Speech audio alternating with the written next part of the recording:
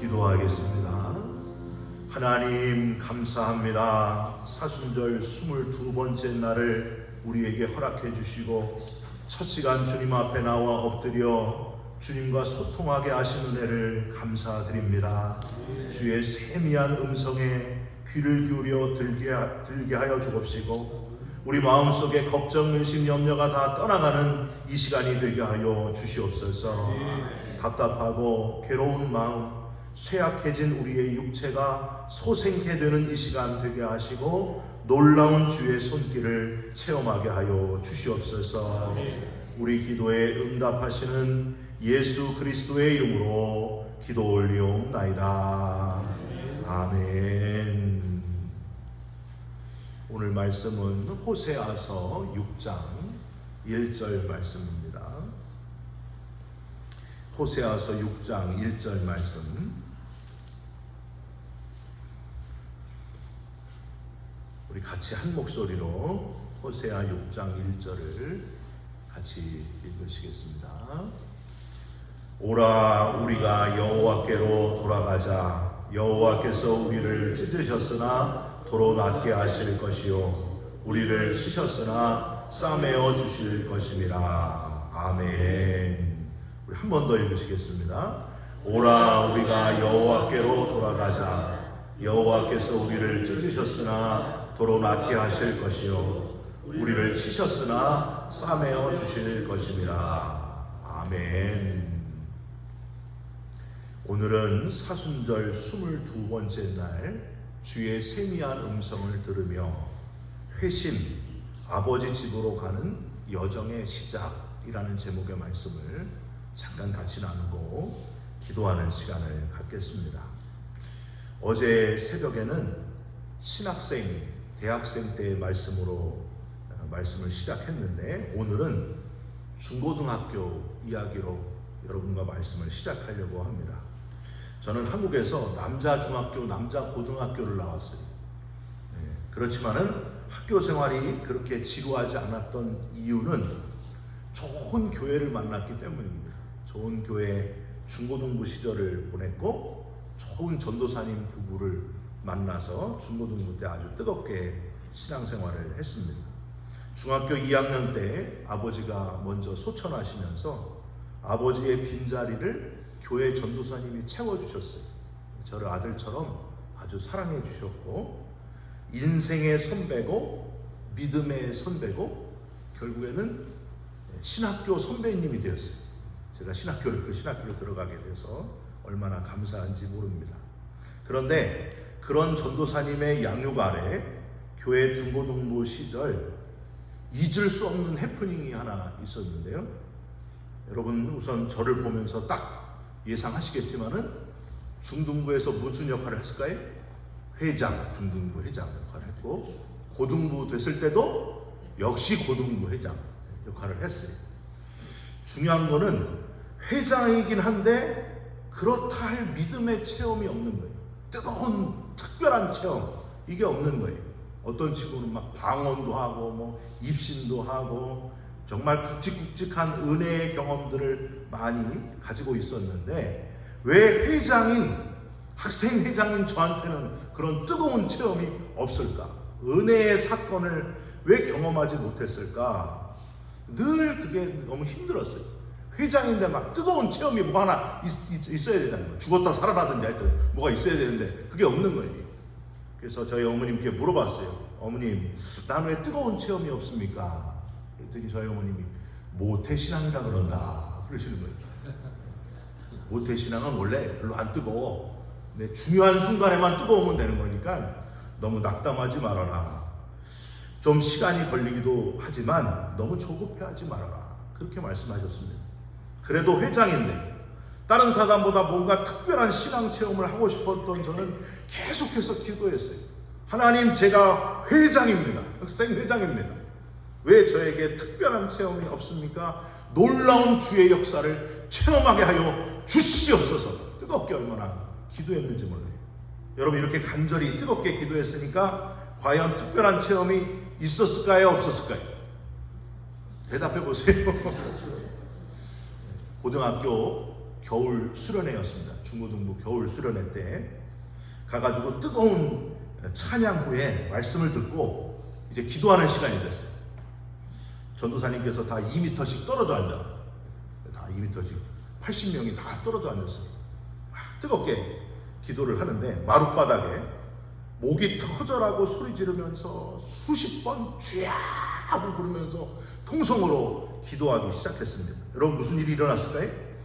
눈물로 막 하나님 앞에 기도를 하는데, 하나님, 중학교 3학년 회장 때부터 기도했는데 아직도 확실한 체험을 주시지 않으시는 하나님, 이번에는 놀라운 체험, 주님의 살아계신 증거를 분명하게 체험하게 하실 줄 믿습니다. 한 20분쯤 기도를 했을까요? 제가 살짝 이렇게 한눈을 떠서 보니까 피 한 방울이 제 손에 있는 거예요. 피 한 방울. 깜짝 놀랐어요. 야, 이게 바로 주님의 피구나, 주님의 보혈이구나. 그래가지고 그때부터 더 열심히 주여, 제가 드디어 확실한 체험을 했습니다 하고 막 뜨겁게 막 기도를 했어요. 온몸으로 통곡하며 기도하는데 갑자기 누가 뒤에서 저를 싹 쓰다듬는 거예요. 주님께서 나를 쓰다듬으시나 보다 하면서 막 갑자기 막 떨리기 시작했어요. 그런데 갑자기 전도사님이었어요. 주님이 아니면 전도사님. 야, 선기야, 너 코피 났으니까 옷이 피범벅이니까 기도 그만하고 빨리 씻고 자라. 주님의 피가 아니라 제 코피였다는 사실을 깨닫고 얼마나 창피하던지. 사랑하는 성도 여러분, 여러분은 각각 어떤 신앙의 뜨거운 체험을 가지고 계십니까? 우리가 신앙의 체험을, 뜨거운 체험을 간절히 사모하는 이유가 과연 뭘까요? 여러분, 왜 우리가 그런 걸 원할까요? 바로 신앙생활의 터닝 포인트인 회심이라는 걸 여러분 하고 싶기 때문 아닙니까? 우리 그리스도인들은 이 회심에 대한 갈급함이 있어요.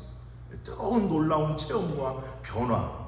사도 바울이 다메섹 도상에서 부활의 예수님을 만나고 인생이 360도 바뀐 것처럼 어떤 극적인 회심을 하고 싶은 마음이 많은 분들에게 있는 것 같습니다.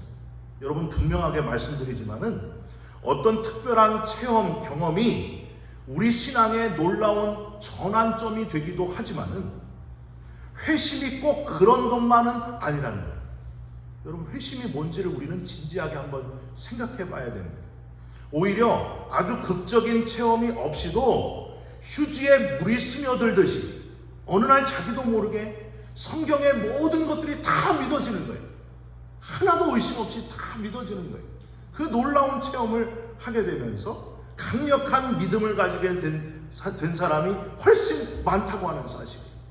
극적인 놀라운 체험보다도 어느 날 갑자기 신앙이 다 믿어지는, 내가 이렇게 믿음이 확고해졌나, 자기도 감탄할 정도로 강력한 믿음을 가지게 되는 사람들이 많다고 하는 거예요. 여러분, 웨슬리 목사님은요, 이 체험, 우리 신앙의 경험을 신앙의 4가지 요소 중에 하나다 그렇게 말씀하셨습니다. 성서, 전통, 이성, 체험 중에 하나일 뿐이지 체험이 신앙생활에 가장 중요한 건 아니라고 하셨습니다. 가장 중요한 건 성경이에요. 성서가 더 중요합니다. 누가복음 17장에 나병 환자 10명이 다 깨끗해지는 기적을 체험했는데도 그 중에 한 사람만 주님께 감사하러 왔어요. 나머지 9명은 나병은 불치병이었어요. 죽는 병이었어요. 거기에서 기적을 체험하고 그 놀라운 극적인 체험을 했음에도 불구하고 주님께 오지 않았다는 거예요. 여러분, 그런 사람들이 얼마나 많은지 모릅니다. 나병을 고침받은 나아만 장군도 여러분 기억해 보십시오. 나아만 장군이 하나님을 믿게 됐을까요? 성경에 뭐라고 기록하냐면 하나님을 믿었다는 이 기록은 없고 이스라엘의 흙을 달라고 해서 그걸 가져갔다. 흙에서 무슨 능력이 나오는 것처럼 그렇게 생각했다는 거예요. 여러분, 중요한 거는요, 진정한 회심은 꼭 특별한 기적을 체험해야만 이루어지는 것이 아니라는 사실입니다. 회심이 뭔지를 한번 잘 진지하게 생각해 보시기 바랍니다. 회심은요, 방향을 바꾸는 거예요. 우리 인생의 방향, 인생의 목적이 바뀌는 게 회심이에요. 회심이란 단어는 돌아설 회자에 마음 심자예요. 마음이 돌아서는 거예요. 그동안은 나를 위해서 살았는데 내가 원하는 것, 내가 하고 싶은 것, 내가 기쁜 것, 그걸 위해서 살았는데 어느 순간 하나님을 알게 되고 예수님의 십자가를 깨닫게 되고 나를 위해 죽으신 그 십자가 때문에 내 인생의 주인이 내가 아니고 하나님이 나를 지으셨고 우리가 하나님의 영광을 위해서 살아가야 되는구나 하고 깨닫게 되는 순간 삶의 목적이 바뀌는 게 회심이다. 내가 그동안 날 위해서 살았는데 이제는 하나님 영광 위해서 살겠습니다. 하나님의 기쁨이 되겠습니다. 영혼을 구원하면서 살겠습니다. 인생의 목적이 바뀌는 거예요. 돈 열심히 벌어가지고 떵떵거리고 부자 돼서 내가 잘 먹고 잘 사는 게 내 인생의 목적이 아니라 이제는 열심히 돈을 벌어서 영혼 구원을 위해서 쓰고 하나님의 영광을 드러내면서 쓰는 사람, 그 사람이 바로 회심한 사람입니다. 마음이 돌아서는 인생의 방향이 바뀌는 것. 여러분 오늘 본문 호세아 6장 1절을 한번 보십시오. 오라 우리가 여호와께로 돌아가자. 여호와께서 우리를 찢으셨으나 도로 낫게 하실 것이요 우리를 치셨으나 싸매어 주실 것입니다. 여호와께로 돌아가자. 인생의 방향을 바꾸자. 하나님께로 돌아가자. 삶의 방향이 바뀌게 되면 여호와께서 우리를 찢으시지만은 낫게 하시는 분임을 깨닫게 돼요. 여호와께서 우리를 치시기도 하지만은 싸매어 주시는 분임을 비로소 깨닫게 됩니다. 우리 인생의 목적이 나일 때는, 내가 인생의 목적일 때는 안 좋은 일이 생기면, 몸에 병이 들고 사업에 망하면 뭐라 그래요? 재수가 없어서 그런다. 인생의 목적이 나에게 있기 때문에 그렇게 생각하는 거예요. 그런데 인생에 쓴 고통을 겪어도 내 인생의 목적은 하나님께 있으니 그 다음부터는 바뀌는 거예요. 하나님이 이 고난을 통해서, 이 고통을 통해서 하나님의 뜻을 이루게 하시는구나. 아파도 괴로워도 망했어도 망한 게 아니라는 거예요. 인생의 목적이 바뀌었기 때문에. 여러분 하나님께서 주시는 고난의 의미를 비로소 알게 된다는 거예요. 고난의 뜻을 알게 된다. 시편 119편 71절 고난받는 것이 내게 유익이라. 내가 주의 율례를 고난을 통해서 배우게 되었나이다. 내 인생의 목적이 나일 때는 고난받는 것은 재수가 없어서 그렇다. 인생의 목적이 완전히 바뀌었다는 거예요. 여러분 어떤 인생을 살아가고 싶습니까?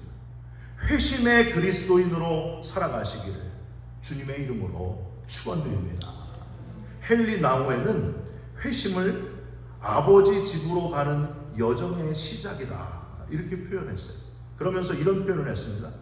회심하더라도 가난과 아픔과 고생과 고뇌와 깊은 고통은 물론이고 내면의 어둠까지도 우리에게 어느 정도 계속될 수 있다. 그런데 이를 통해 하나님이 우리를 정화시킨다는 사실을 깨닫게 됩니다.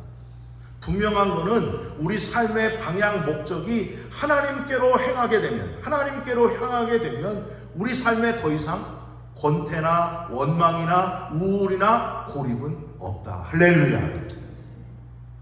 세상에서 일어나는 모든 일이 아버지 집으로 가는 우리 인생 여정의 일부임을 이제는 알기 때문이다. 사랑하는 성도 여러분, 지금 우리가 회심한 그리스도인으로 살아가고 있는지를 점검하시기 바랍니다. 지나온 모든 세월들을 돌아보아도 그 어느 것 하나 주의 손길 안 미친 것 전혀 없네. 살아가는 이 모든 순간이 주의 은혜임을 나는 믿네. 이렇게 고백하는 사람, 참 회심의 그리스도인. 이 자리에 있는 모든 분들이 삶의 목적이 바뀌고